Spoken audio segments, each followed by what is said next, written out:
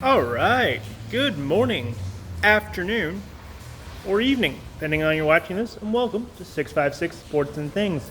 My name is Nathan. I'm your host today. Before we start, make sure to Hulk smash that like button. It really helps this video out for video analytics and all that fun jazz. Also, if you won't mind dropping the big lag on the subscription button, doesn't cost you a thing. And if you want, you can share your video like you share your Halloween candy. It's getting close to Halloween. The reason I have you here today is because it was recently came out in rumors that the Leafs and Joe Thornton are mutually talking.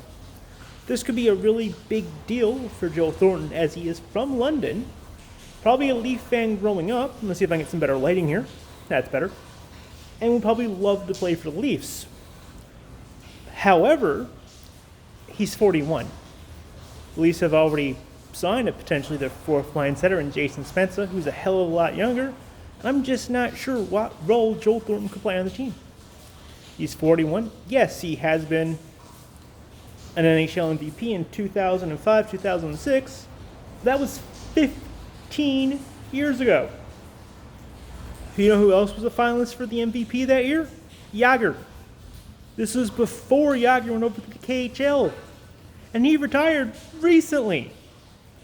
Joe Thornton has played some really good hockey for the Sharks, but the Sharks aren't even going to bring him back.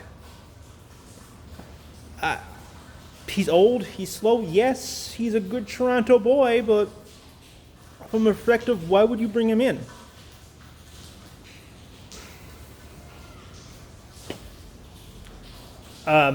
He's 41, he's old, he's slow. Yes, Thornton was a phenomenal hockey player his first year at the Sharks.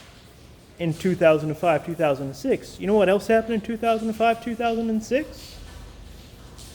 Twitter was released, or became a public usable service. And so was YouTube, the very platform I'm doing this on.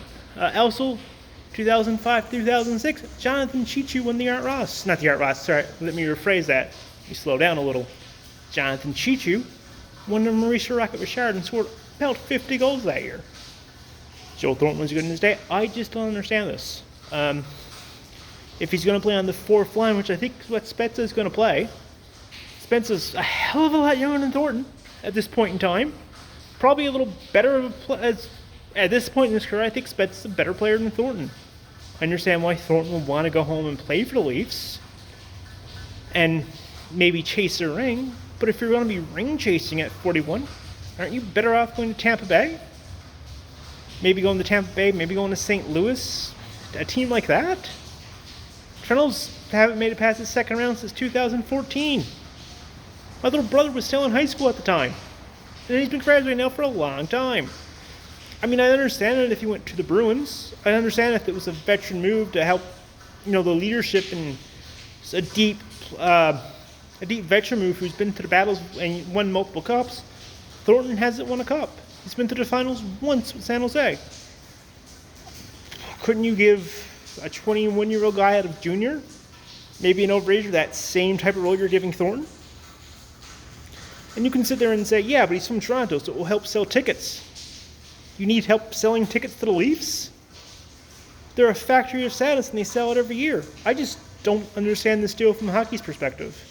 You can say they might get him for less than $1 million, but at that price, is he really an asset of that age at 41? Yeah, he could be a great guy in the locker room, but you'd bring him as a coach if he's going to be a good guy in the locker room. If you wanted a good guy in the locker room, wouldn't you rather there's a million other players to go after? Have the Leafs learned nothing since signing Patrick Marleau, 2 years ago? And him being back in San Jose? Have they not learned anything from all the times they brought back Wendell Clark over the years? I mean, God, there for a while, they brought Wendell Clark back every 2 or 3 years after trading him. The Leafs have a history of doing this. They did it with Wendell Clark. They did it with Ron Francis. I actually remember when that happened. I was in grade 7.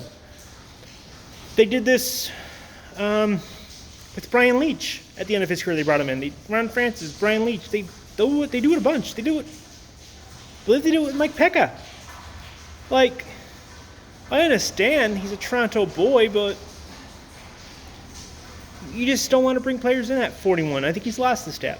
Could he be a good voice in the locker room? Yes. But I don't think he's what they need. Anyway, let me know down below what you think of this deal. Make sure to hit like and subscribe. Y'all have a great day, and give that share button a link too. Y'all have a great day, and thank you for tuning in to 656 Sports and Things.